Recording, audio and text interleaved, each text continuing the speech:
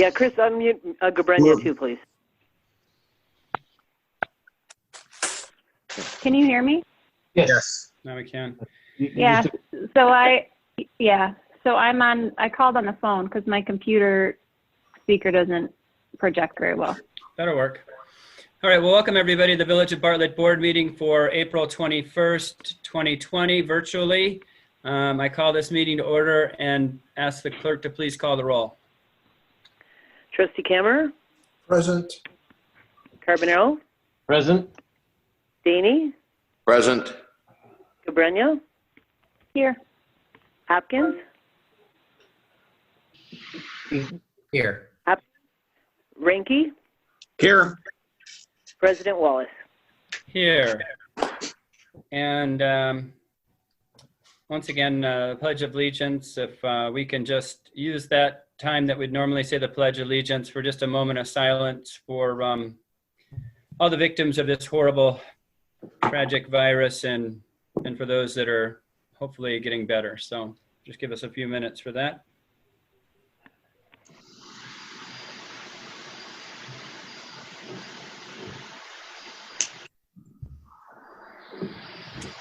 All right, that brings us to the consent agenda this evening. All items listed with an asterisk will be enacted with one motion. There'll be no separate discussion on items on the consent agenda. With that being said, is there anyone who would like to add or remove anything from the consent?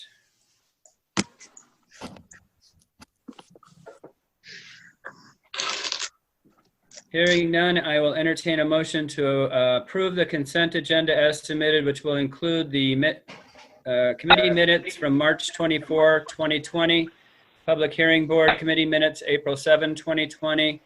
The consent this evening will also include the bills list for April 21st, 2020.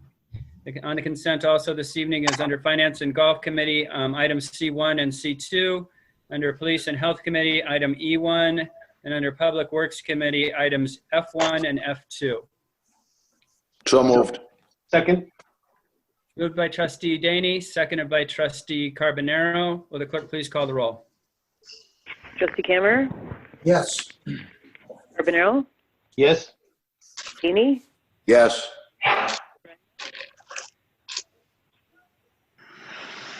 Gabrenia?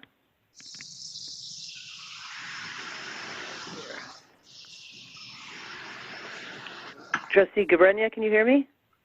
Now I can hear you. Can you hear me? Yes. Is that a yes? Yes. That's a yes. Hopkins? Yes. Ranky? Yes.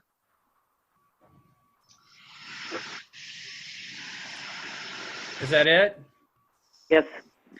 All right, that motion carries. Whoever has the frying pan or the water going on behind them, please mute yourself. It's really easy to mute yourself on this. All you have to do is go in the upper right-hand corner, hit mute, and then whenever you want to talk, you can hit talk. So I don't know where that's coming from, but it's I thought it sounded like Darth Vader breathing. okay. So next item on our agenda this evening is the Treasurer's report. Mr. Treasurer. All right, thank you.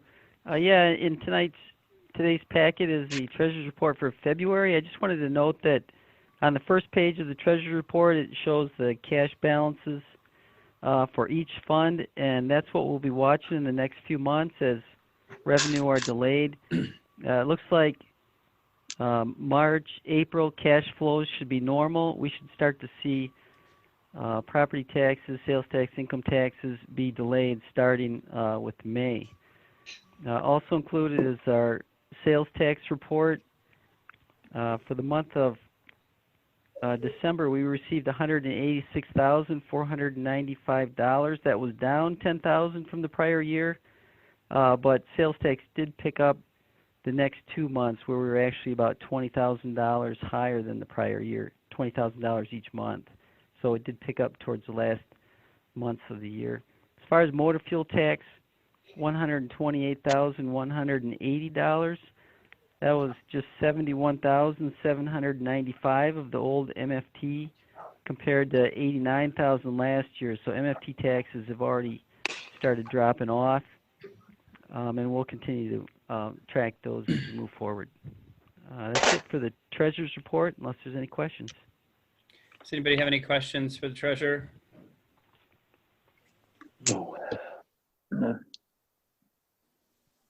Hearing none, we'll move on to the president's report. I do have one proclamation, which is kind of apropos. Bing's building is about the only thing that's kind of still going on nowadays, but it is Building Safety Month for May 2020. Whereas the Village of Bartlett is committed to recognizing that our growth and strength depends on the safety and economic value of the homes, buildings, and infrastructure that serve our citizens both in everyday life and in times of natural disaster. And whereas our confidence in the structural integrity of these buildings that make up our community is achieved through the devotion of public safety and fire prevention officials, architects, engineers, builders, tradespeople, design professionals, laborers, plumbers, and others in the construction industry who work year-round to ensure the safe construction of buildings. And whereas the International Code Council that brings together local, state, and federal officials that are experts in the built environment to create and implement the highest quality codes to protect us in the buildings where we live, learn, work, and play. And whereas these modern building codes include safeguards to protect the public from natural disasters such as hurricanes, snowstorms, tornadoes, wildland fires, floods, and earthquake. And whereas Building Safety Month is sponsored by the International Code Council to remind the public about the critical role of our community's largely unknown protectors of public safety, our local code officials who assure us of safe, efficient, and livable buildings that are essential to America's prosperity. And whereas safer buildings, safer communities, safer world, the theme for Building Safety Month in 2020, encourages all Americans to raise awareness about the importance of safe and resilient construction, fire prevention, disaster mitigation, and new technologies in the construction industry. Building Safety Month 2020 encourages appropriate steps everyone can take to ensure the safety of our built environment and recognizes that the implementation of safety codes by local and state agencies has saved lives and protected homes and businesses. Whereas each year in observance of Building Safety Month, Americans are asked to consider the commitment to improve building safety and economic investment at home and in the community, and to acknowledge the essential service provided to all of us by local and state building departments, fire prevention bureaus, and federal agencies in protecting lives and property. Now therefore, I, Kevin Wallace, President of the Village of Bartlett, Cook, DuPage, and Kane counties, do hereby proclaim the month of May 2020 as Building Safety Month in the Village of Bartlett, dated this 21st day of May 2020. And that is it for the President's report. Does anyone have any questions for staff at this time? How's everybody holding up? Well, Yeah, Well, Well, you know, Paula, you want to give us an update on staff sure. and- I'll be happy to. We do check in with our employees and staffs. I've asked the department directors to make a special effort to talk to everyone in their staff, see how they're doing, more than just a check on progress of whatever work they're doing, but how their families are doing, how they're doing with the different schedules and the different life that we're living these days. We also we kind of joke around here that I feel like a lighthouse keeper. I come to work, but I don't see anybody anymore because we're all in our own individual spaces. But we do try and connect through these calls and through emails and checking in with each other. We do push out to our staffs. If someone does need some kind of an assistance, we've been pushing out different articles and resources available to them from various organizations and our Employee Assistance Program. And I would say that there's a great sense of purpose here and a feeling that what our work is important to the community. So that is a motivating factor around here and keeps our spirits higher than I think they would normally be. That's great. That's Excellent. great. Fantastic. Does anyone ever have anything else to ask staff? Not at this time, no. Okay, so that brings us to the town hall portion of the meeting this evening. During the town hall portion of the meeting, I'll ask all those in attendance if they would like to speak to the board. Raise your hand. I'll rely on Chris to let me know if there's a hand raised or a chat. At this time, we'll give you a little extra time for the technicalities of this. Is there anyone that would like to say anything or speak to the board?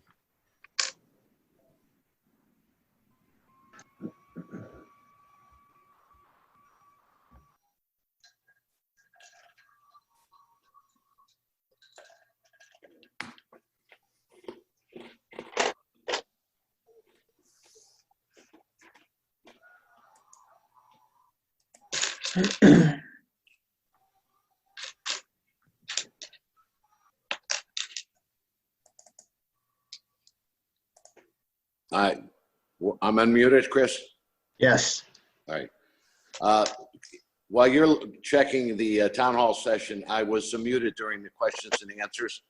And I missed something last week. Our village attorney, Brian Mraz, has a birthday that was the 23rd.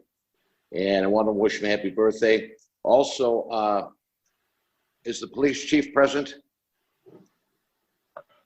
I believe he was logged in. Yeah, I'm here. All right. I'm curious. We had an accident at Western and Morris yesterday, and there was a big backup on West Bartlett Road by the train station. Can you basically tell me what happened there? Yeah, I think there was a vehicle that was westbound on Morse and didn't see the stop sign or didn't stop for the stop sign and crashed into a vehicle that was traveling on Oak. And one of the was vehicles, anybody injured? I don't believe anybody was injured. It was a rollover crash, though. Oh, my Oh, gosh. boy. Oh, God. And what happened with the train tonight at about 5 o'clock? West Bartlett Road was all backed up. That I didn't hear anything about. All right. Thank you. That's all I have, Mr. President. All right. Chris, anyone Yes, indicating? Yes, we do. Yes, we do. Okay. Mayor, can you hear me? I can hear you. Please state your name and address for the record. My name is George LeBron. I live at 506 Tamarack Drive, Bartlett, Illinois. I am a 40-year resident of this community. I've sent numerous emails, as you know, Mayor Wallace, to you and your board.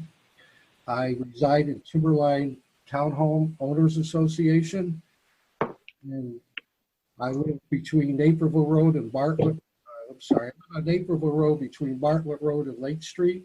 Lane highway with insane traffic patterns, basically due to construction in the community over the last several years. The Brewster Creek commercial district, the expansion of Munger Road, the new facilities that you just built, the additional one-year building on Munger and Bartlett Road. And I've asked that you can get the village attorney involved to work with the county, because I've been working with the village of Bartlett for 2 years. And I thank the people that have some traction recently with the traffic study, which basically orders a stoplight, which the village which the village told the county at our meeting in December they would be willing to share half of that. It's a safety hazard here. People are scared to get in and out of our road onto Naperville Road. They go opposite ways down to Little Libby and come back. Our house shakes, the speeding noise, the trucks all day long. You have the cement trucks, you have the stone trucks, you have the gravel trucks, you have Greco trucks, you have 53-foot trailer trucks. I can't think of any street in Bartlett that basically has a that we have for a 2-lane highway And then Bartlett Road, Devon, Stearns, Struckman, Munger, or wherever, that we have all this truck traffic. And in addition, I feel it's not so much this board, but past planning. Where do the founders or engineers basically think that all these things that you're putting together, along with that new commercial land you're trying to sell on 59 and Bartlett Road, where do you think all the traffic goes? It comes down Naperville Road. And it's a 40 miles an hour speed limit. And even the chief said in our meeting with the county that the only deterrent to help slow some of that traffic and calm the areas to reduce the speed limit. Yeah, I know that. Go ahead, Trustee Hopkins. Do you have something you want to mention? Well, first I want to thank staff. I know that they've worked with the county, they've met with the county, they've met with Mr. LeBron. Things are kind of slow going right now.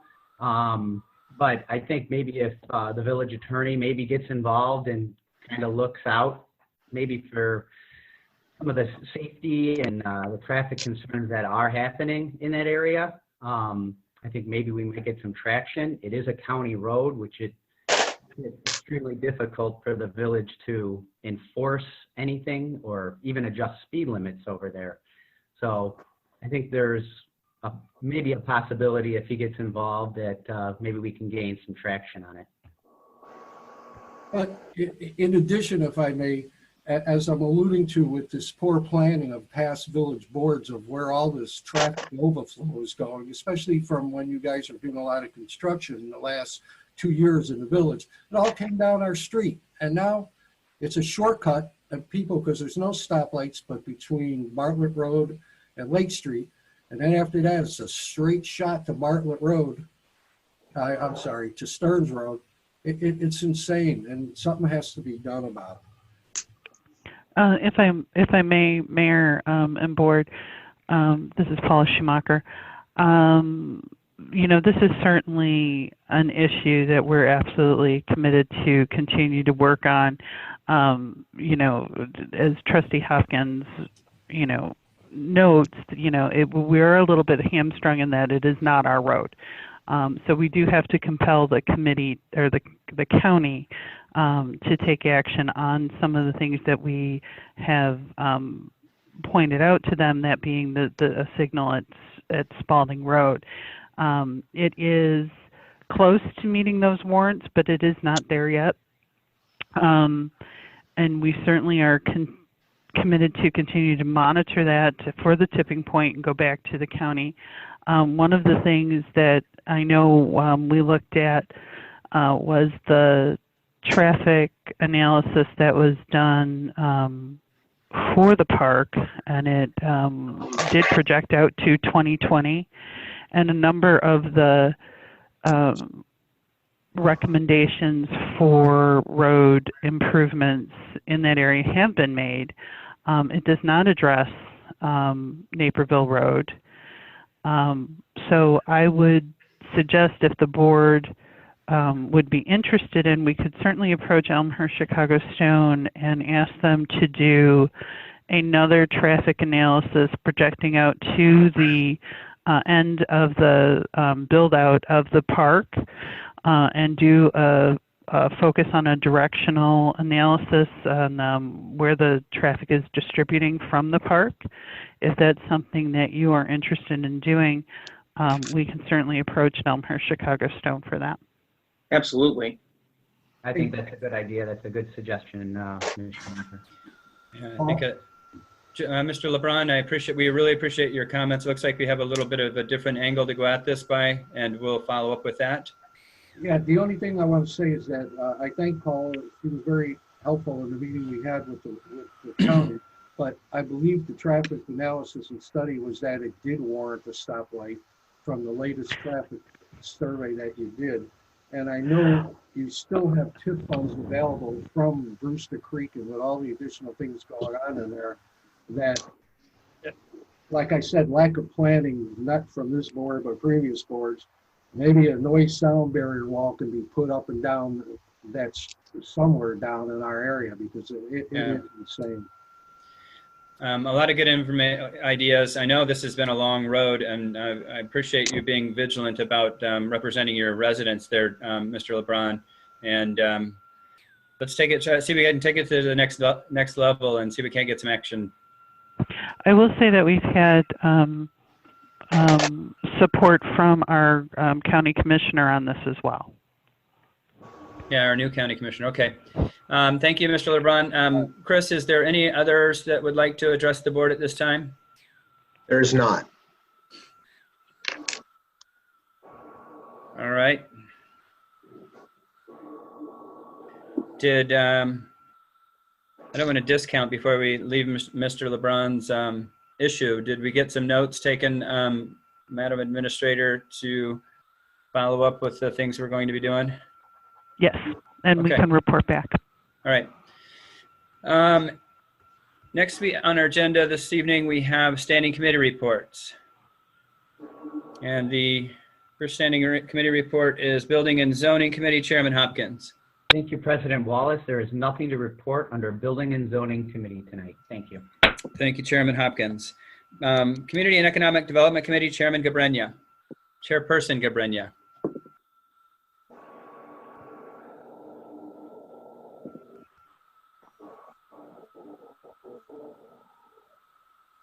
Did we lose her? She has left the building. Can you hear me? Yep, now we can. Okay. Okay. So we have one item on our agenda this evening, the Small Business Emergency Relief Program. The staff has worked diligently with Mayor Wallace to create a small business emergency relief program. With that introduction, I would like to turn it over, but I'm not sure to whom. Is Tony there? Chris, Trustee Gabrenia, what I'd like to do is just make a couple comments and then before we start. Okay. You know, the village board at their meeting 2 weeks ago, the mayor asked us to develop a local business relief program. And we went and we looked at what other towns were doing. The majority were doing what we were already doing. They were delaying business license fees and liquor license fees, extending those deadlines, not charging late fees on water bills, and assisting with marketing and social media, and relaxing sign requirements, providing information and answering questions about, you know, how to implement the new state guidelines and access to the federal assistance programs. And we looked to find kind of relief programs, but we also worked with a real sense of urgency and presented an outline of this program to the EDC at their meeting last Monday. The program is really targeted toward mid-tier businesses. So these are sales tax producing businesses with revenues between $50,000 and $2 million in taxable sales from last year. The businesses must show a verifiable loss as a result of the pandemic stay-at-home order. They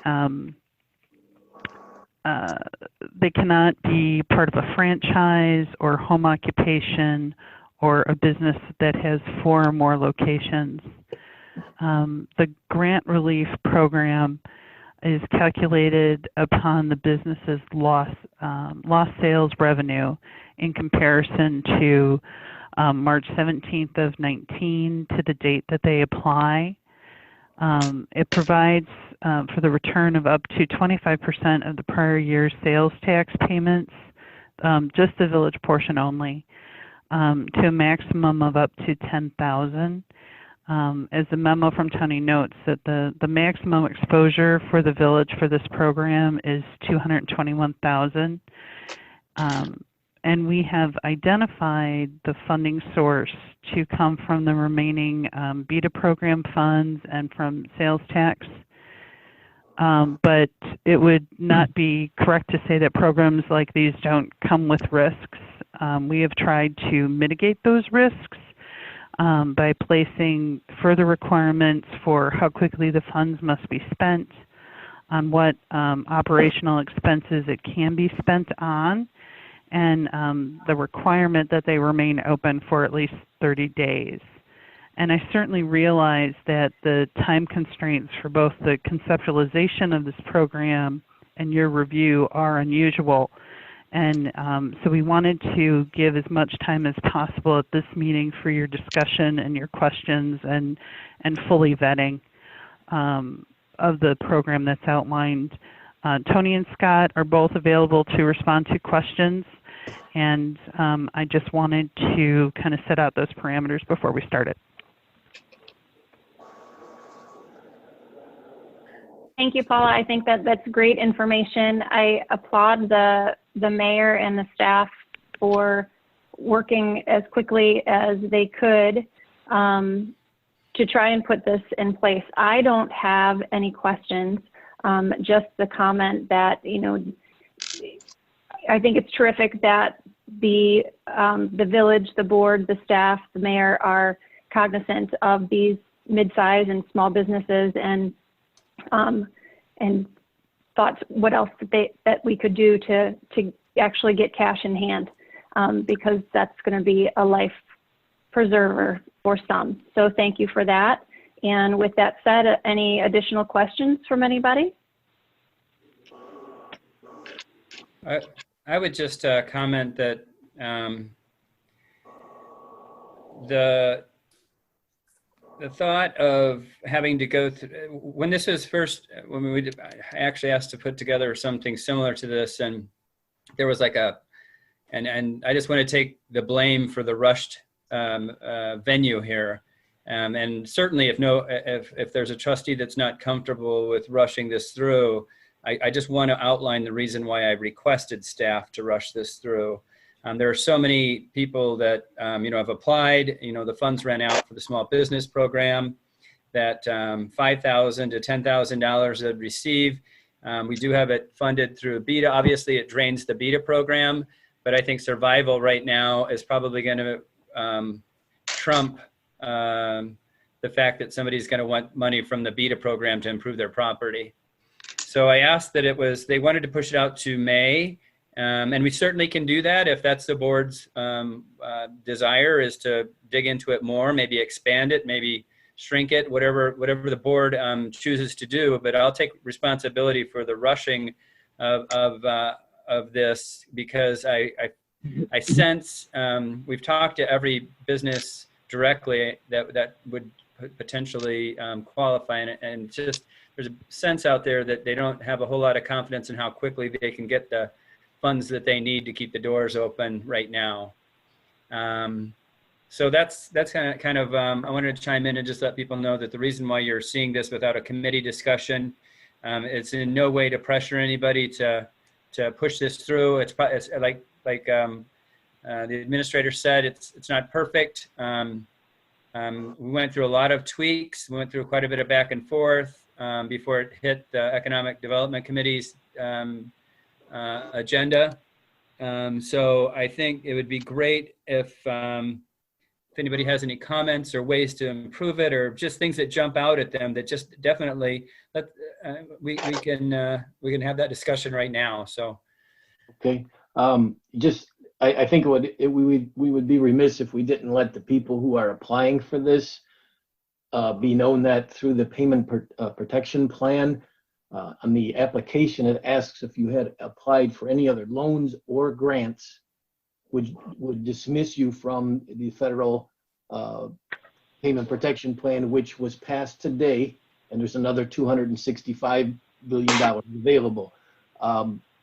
Get your application into your bank, and if by all means you don't qualify or they run out of money again, this is an excellent lifesaver on behalf of the village, and I think this is a great opportunity for them to actually have something that grasp onto if they don't get anything through the federal plan. So I would commend you for this program, and hopefully we can keep some of our businesses going in town, even with this small amount. So I think it's a great idea. yeah, thank you, Trustee Carbonaro. And also the amount was adjusted to what we felt was appropriate. Just kind of that's a small shot in the arm to most of these businesses. Good. Good to keep them alive. So, I struggled with this as, you know, as I armchair quarterback what the federal government's doing too, especially, you know, in light of philosophically, I guess, what is the role of the government in all of this? And you know, generally, I'm not a big fan of, you know, bailouts. You know, we're not bailing out the residents. You know, that's a problem with the program. It's a problem with any of these programs. We're bailing out the businesses. As everybody's pointed out, it's not a perfect program, but I'm forced to consider, you know, we need to make provision for the community when this is all over with, and we need to try to save as many businesses as we can, because when this is over with, we're going to need to go get a burger and ice cream and, you know, various other items. So we've got to save what we can and do what we can. So I'm gonna vote in favor of it, even though generally I don't like programs like this, because we're picking one business over another and one type of business over another. But I realize that there's only so much we can do. I was wondering if This is Trustee Daney. I concur with the statements that were made. I too have a small business, and we applied for PPP, and nothing has happened. Yeah. And I know with the small business that we have, it's a struggle right now. Yeah.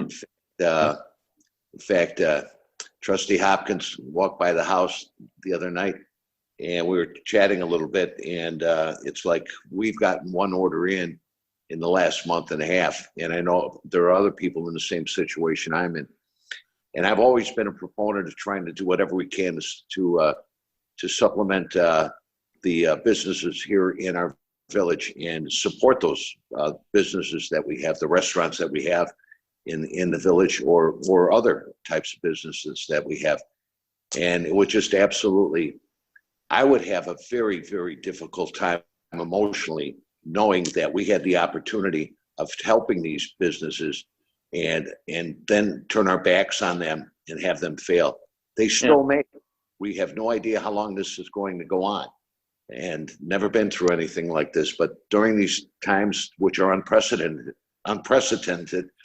I believe that it's basically, I believe it's our responsibility to do what we can to save the businesses or help the businesses that we currently have in this village. Thank you. And one of the things I hope we do is going forward, we look for ways to effectively bail out the residents. We've done a lot of those things already, you know, not shutting off someone's water bill, but just being forgiving as we can with, you know, at the same time, fulfilling the responsibilities of a governmental entity, right? We have to pay for your water. You've got to pay for your sewer. But at the same time, we've got to do everything we can to try to bail the folks out, because some of us aren't getting government bailout or government stimulus checks, and you know, it hurts even more. Yeah, so I totally agree with that, Trustee Ranke. And I am also not in favor of well, I guess you're using the term bailout, which is similar to that. I'm certainly not. If it's a fault of a business and they can't quite make it, and then they're going to go under. But I just, one of the unique things about the situation that all government is in right now is that this is at nobody's fault. And just a little bit more background so the board knows, we had received some requests from people who didn't have the opportunity, that put hundreds of thousands of dollars into some of our local businesses prior to the beta, and didn't have an opportunity to take advantage of that program. Sure. So the request was kind of, hey, can I backdate this now? Because I would have had all of this capital, right? I would have had, if I wouldn't have put that certain particular type of finish on this thing, that was my capital. I would have that capital now to get through this hard time. So that's another one of the reasons that that I wanted to kind of get it rolling as quickly as possible. I have a question for staff. Roughly how many businesses in our community could apply for this program? I believe, oh, go ahead, Tony. Oh, yeah, I was going to say, Tony here. after we implemented some of the provisions like removing the home-based and franchises, it's down to about 75 businesses at this time, Trustee Hopkins. Thank you. Is there a way to expand it? Can I add just a comment? The number that Tony gave you is accurate, but keep in mind that's the maximum exposure. That's if everybody whom is eligible fills out the application and everybody fits the parameters of the program. And that should be clear. That should be clear for everybody, is that it's up to $10,000. It's not like the EIDL program, which is a potential $10,000 grant. This is up to $10,000. So it's not like it's 75 times 10,000. I think Trustee Hopkins had one more comment, clarification. What businesses in town would qualify for up to $10,000? Excuse me. Sorry, go ahead, Tony. Go ahead. There were only, I think, 3 businesses that were up in the $9,000 range. And one of them was in a company that does electric work out in the business park, and another one was actually TL's restaurant. It drops off fairly quickly to the $7,000 range, and we work very closely with Todd Dowden, finance director, on this, and we determined that the average amount would be somewhere around $2,600. So there's actually only a couple that approach 10,000, Trustee Hopkins. I think really 2, and then it goes to the $7,000 range. Okay. So this program really isn't made to save the business, because a business, $2,600 isn't going to be life or death for a business. It's just a little bit of a lifeline to help them through this month and a half. Is that what? Well, yeah, I think for certain businesses, it's maybe a small lifeline. It's maybe keeping somebody employed for a month that is a critical person answering the phones versus unemployment. It could be a lot of different things, but I think you're right. It's certainly not the business that will remain open. Another way that I looked at to look at this is that maybe it gives them the ability for a restaurant to maintain a certain amount of staff to do what they're doing now, and then maybe they can launch a little quicker with inventory and everything else.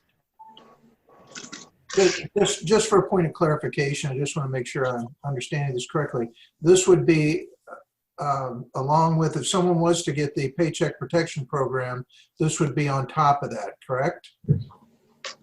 Oh yeah, this has nothing to do with the federal. I know that. I'm saying if a business in town was to apply for the Paycheck Protection Program and was to get that funds, and then they applied for the Bartlett grant, correct, also, or for the tax dollars, they could get that back. They could get that from us as well. Yeah. Correct. And yeah. Right. Does that make sense? And one of the things that I wanted to try to avoid with these small businesses, kind of to Trustee Hopkins's point, is not really an application. It's more of okay, you paid in X amount of sales tax to the village during this time last year. We're going to rebate a certain amount of that back to you. Yes. So it's not really qualifying as much as it is. The qualifiers are obviously you haven't closed your doors completely. You're going to remain open. We're not going to give money to somebody that has already walked away from their business. Just some very basic qualifiers to make it less tedious to fill out an application. I'm sure that these small businesses are probably at wit's end with some of these computer applications and trying to figure out if they did it right and everything else. And that's one of the things that I requested staff to try to avoid was just do it on the facts. You know, there's no subjectivity here. If they fit these parameters, then they're going to get an X amount of dollars back. Okay. I just have one last question. Would these applications be FOIA-able? Yes, they would. Will these be available to the general public to see? Like what businesses receive these funds? Is foyable because they're public funds. There's no way it would not be. Yeah. But somebody's social security number should be redacted. Yes, yes. Of course. Yeah, So the personal information would be redacted. Right. But the amount they got, and there could be some proprietary information they give us that arguably would not get turned over. Sure. The point of the question is we're going to be extremely transparent with these funds. Would be on the bills list. Yeah. And so I would just suggest that if any trustee has some thoughts, I believe you can correct me if I'm wrong, Brian, but we can tweak this and on the fly here. So if anybody has any meaty suggestions or ways they think it might be better, or even, I mean, worst case scenario, if somebody feels like, hey, we want to do more, let's just try to do this the first week in May. I mean, I just wanted to get this on here. I wanted to get it to a point where we could pass something similar to what the feds are doing, right? There's stimulus 1, 2, now 3, now 3.5. So I thought this might be a little light, but that's not, like as Trustee Ranke said, it's not our obligation.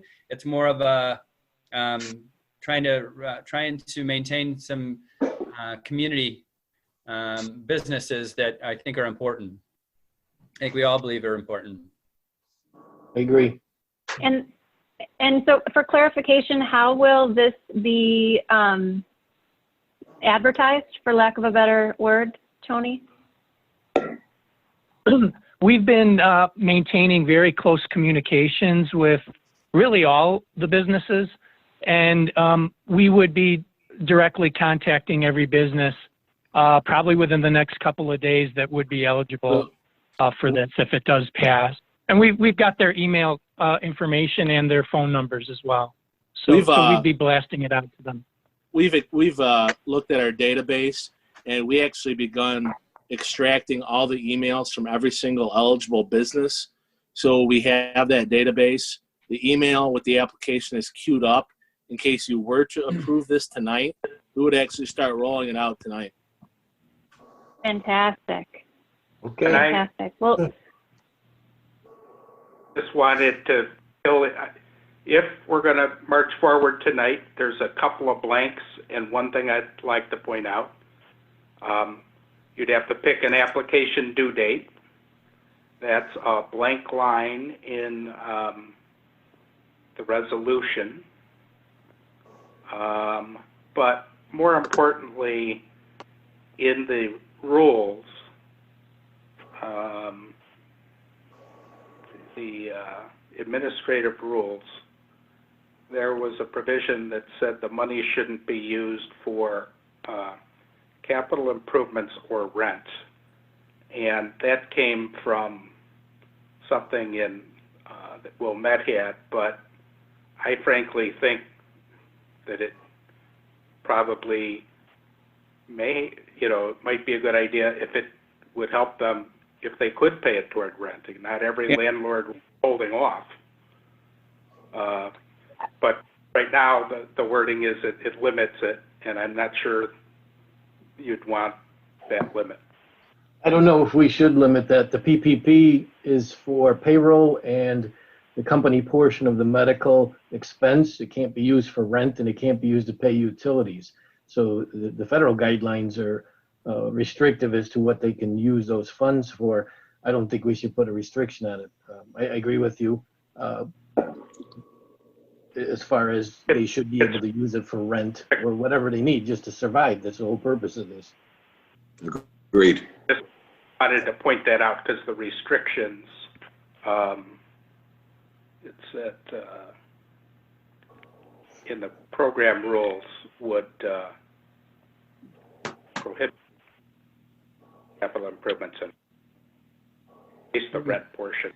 Yeah, I agree with the capital improvements. The rent, we need to strike. Yeah.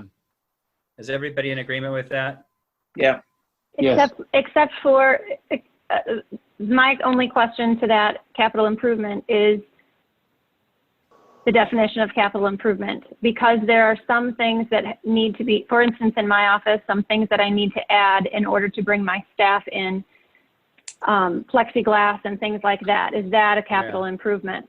Because that is maybe a public health safety improvement, or, you know, I would hate to limit that. I don't think that would fall under capital improvement unless you're depreciating it, right? Right. So I don't think that would, I don't think that would fall under any of the minor changes that you're going to do to your business, even if it's $1,000 or something and you're not depreciating it. It's just like putting up something like that, I believe, would just be an expenditure. Okay. Well, with that said, any other, oh, sorry, Paula. Oh, no, I was just saying, Trustee Gavrigny, I think that's a really, really good point, because one of the things that we're thinking about, I know we're thinking about it here at Village Hall when we're thinking about how we're going to reopen and how we're going to, you know, ramp back up, making sure that our customers and our residents feel comfortable coming here and coming into our establishments is key. So I think those kinds of things that you mentioned, like any of those precautions for safety and for health, will be really important going forward. So that's a great point. Right. And to piggyback off what you said, Mayor, it depends if you own the building. $1,000 would be capital expenditure. If you're renting the property, that would be a leasehold improvement. Yeah. So I don't know how you want to split that, or if you even want to go down that road. That's just for information. Yeah, I think we just I think we add the fact that they can use it for rent and strike the capital appreciation restriction. I agree. Agreed. Yeah. Trustee Any other Hopkins? comments? Yeah, we have to pick an application due date now. No, it's actually the application due date shall be, which means that they can't apply for it through a certain date. So I would lean on staff on this. Like Mr. Skricky said when we were talking about this last week, I said I want him to be able to apply the next day after the board meeting if the board feels that it's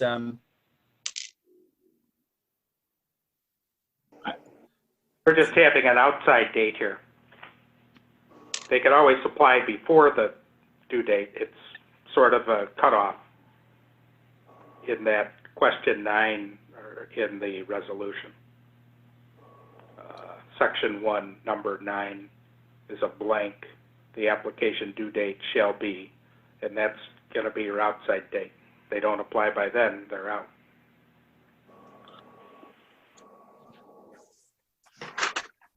Okay. Did we lose the village president? We lost our illustrious leader. Well, let's give him a minute to hop back on. Yeah. Take them about 10 minutes to change the batteries. Scott or Tony, do we have any kind of recommendation for what that deadline should be? My recommendation would be to have a first notice and a second notice, maybe 30 days, second notice 60 days. Tony and I talked about that a little bit. Tony, would you confirm that? I would definitely agree with that, Scott. And the reason being, when we began working on this 2 weeks ago with the expectation that it was going to be back to business May 1, and I understand it's a little up in the air now. So, yeah, I like the idea of the 30-day or 60-day notice. It's fine with me. Yeah. So you're really, in saying that, you're saying the application due date is the 60-day date. Notice is more of a benefit to the, put out there, hey, guess what? They're, in 30 days, they're due in another 30 days. But in here, we're talking about outside date. You're welcome to give all the notices to all the businesses that you want to of the impending due date. Yep. So 30, 60 days, and the final one would be when funds run out. Funds won't. They're not going to run. Okay, so You can always- I think a due date 90 days from and after approval of the program. Okay, thank you. I agree. Good move. Good. Okay. I'll go ahead and turn it over to, sorry, Chairman Cabrera. Any additional discussion? With that said, I move to approve Resolution 2020 35. 35, a resolution approving of the Bartlett Small Business Economic Relief Program. Second. Can you hear me? Yes. Yes. We can hear Okay. Moved by Trustee Cabrera, seconded by Trustee Daney. Will the clerk please call the roll? Trustee Carbonaro, Yes. Daney, Yes, for sure. Cabrera, Yes. Hopkins, Yes. Ranky, Yes. Kammerer. Yes. Motion carried. Absolutely. Is that it? Yes. All right, motion carries. Thank you all for looking at that in such short notice. Trustee Cabrera, or Chairman Cabrera? Thank you, Mr. President. That's all for our committee this evening. Thank you, Chairman Cabrera. Next item on our agenda this evening is under Finance and Golf Committee, Chairman Daney. Yeah, Mr. President, both the items on the agenda were covered under consent. We have nothing else for this evening. Thank you, Chairman Daney. License and Ordinance Committee, Chairman Ranky. Thank you, Mr. President. Nothing on license and ordinance this evening. Thank you, Chairman Ranky. Police and Health Committee, Chairman Carbonaro. Thank you, Mr. President. We had one item that was covered on the consent agenda. Nothing else to report. Thank you, Chairman Carbonaro. Public Works Committee, Chairman Kammerer. Thank you, Mr. Mayor. Both the items under Public Works were covered under the consent agenda this evening. Thank you, Chairman Kammerer. Does anyone have any new business they'd like to discuss at this time? I really would like to see us communicate to the residents in an organized manner, not that we're disorganized, but in an organized manner of, you know, what we're trying to do to help them out, you know, along the lines of my previous comments. Okay. How's the flower baskets going, Dan? Oh my God. Going well. They're quarantined. Yeah. Okay, anything else for new business? So I agree with that, Trustee Ranky. Absolutely need to get some items out there just as far as what we're trying to do to support residents during these trying times. I know that I've been on a webinar with some of the mental health experts with Hanover Township, some of their people to answer questions and provide some input on mental health. We've had a couple of different ones as well. So we'll continue to do that, but some of that is pushing out. I think we just need to push out some information as far as other things that we're doing to help residents get through this. Sounds like a plan. Any questions for staff? As was mentioned previously, we are not, there are no agenda items on the Committee of the Whole meeting this evening. So if the board, because of the technology here, and I've already had to redial or redo twice, so I'll give a minute or so. If the board has anything else, I'll give you a minute and then I'll ask for an adjournment.